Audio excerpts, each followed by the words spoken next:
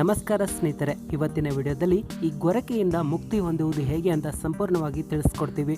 ಹಾಗಾಗಿ ವಿಡಿಯೋನ ಪೂರ್ತಿಯಾಗಿ ನೋಡಿ. ವಿಡಿಯೋ ನೋಡೋ ಮುನ್ನ ನೀವಿನ್ನೂ ನಮ್ಮ ಚಾನಲ್ಗೆ ಸಬ್ಸ್ಕ್ರೈಬ್ ಆಗಿಲ್ಲ ಅಂದರೆ ಸಬ್ಸ್ಕ್ರೈಬ್ ಆಗಿ, ಹಾಗೆ ವಿಡಿಯೋ ನೋಟಿಫಿಕೇಶನ್ ಪಡೆಯಲು ಬೆಲ್ ಐಕನ್ ಕೂಡ ತಪ್ಪದೇ ಕ್ಲಿಕ್ ಮಾಡಿ.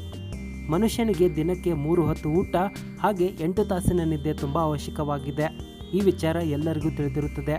ಬೆಳಗ್ಗೆಯಿಂದ ಹಿಡಿದು ಸಂಜೆಯವರೆಗೂ ದುಡಿಮೆ ಮಾಡಿ ಬಂದವರಿಗೆ ಹೊಟ್ಟೆಗೆ ಒಳ್ಳೆಯ ರುಚಿ ಮತ್ತು ಶುಚಿಯಾದ ಊಟ ಮತ್ತು ಕಣ್ಣಿಗೆ ಒಳ್ಳೆಯ ನಿದ್ದೆ ಆದರೆ ದಿನದ ಸುಸ್ತು ಕಡಿಮೆಯಾಗಿ ಬೆಳಗ್ಗೆ ನಗುಮುಖದಿಂದ ಏಳುತ್ತೇವೆ. ಇನ್ನು ಇಂತಹ ನಿದ್ದೆಗೆ ಗೊರಕೆ ತೊಂದರೆ ಮಾಡಿದರೆ ಕೋಪದ ಜೊತೆಗೆ ಬೇಸರವೂ ಆಗುತ್ತದೆ ಅನ್ನೋದು ಎಲ್ಲರಿಗೂ ಗೊತ್ತು. ಏನು ಔಷಧಿ ಕೊಟ್ಟರೂ ಗೊರಕೆ ಸಮಸ್ಯೆ ಮಾತ್ರ ಕಡಿಮೆ ಆಗಿಲ್ಲ ಅನ್ನೋರಿಗೆ ಇಲ್ಲಿ ತುಂಬ ಸರಳವಾದ ಮನೆಮದ್ದುಗಳಿವೆ. ಮನೆಯಲ್ಲಿರುವ ಸಾಮಗ್ರಿಗಳನ್ನು ಬಳಸಿಕೊಂಡು ಗೊರಕೆಯಿಂದ ನೀವು ಮುಕ್ತಿಯನ್ನು ಪಡೆಯಬಹುದು.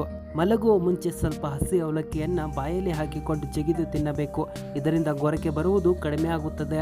ಮಲಗುವ ಮುಂಚೆ ಕಾಫಿ ಅಥವಾ ಟೀಯನ್ನು ಕುಡಿದರೆ ಗೊರಕೆ ಬರುವುದು ಕಡಿಮೆಯಾಗುತ್ತಾ ಬರುತ್ತದೆ.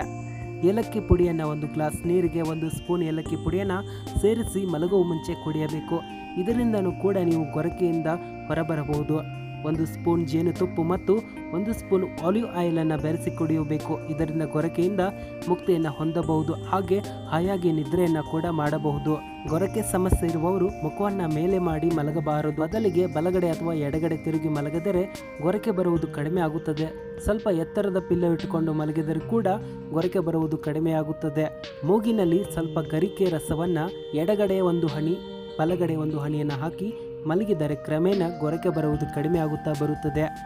ಮನೆಯಲ್ಲಿರುವ ಸಾಮಗ್ರಿಗಳನ್ನು ಉಪಯೋಗಿಸಿಕೊಂಡು ಗೊರಕೆಯಿಂದ ಮುಕ್ತಿ ಹೊಂದಿ ಆರೋಗ್ಯವನ್ನು ಚೆನ್ನಾಗಿ ಇಟ್ಟುಕೊಳ್ಳಿ. ವಿಡಿಯೋ ಇಷ್ಟ ಆಗಿದ್ದರೆ ಲೈಕ್ ಮಾಡಿ, ನಿಮ್ಮ ಅನಿಸಿಕೆಯನ್ನು ಕಾಮೆಂಟ್ ಹಾಕಿ, ಈ ಮಾಹಿತಿಯನ್ನು ಎಲ್ಲರೂ ಶೇರ್ ಮಾಡಿ. ವಿಡಿಯೋ ನೋಡೋದಕ್ಕಾಗಿ ಧನ್ಯವಾದಗಳು.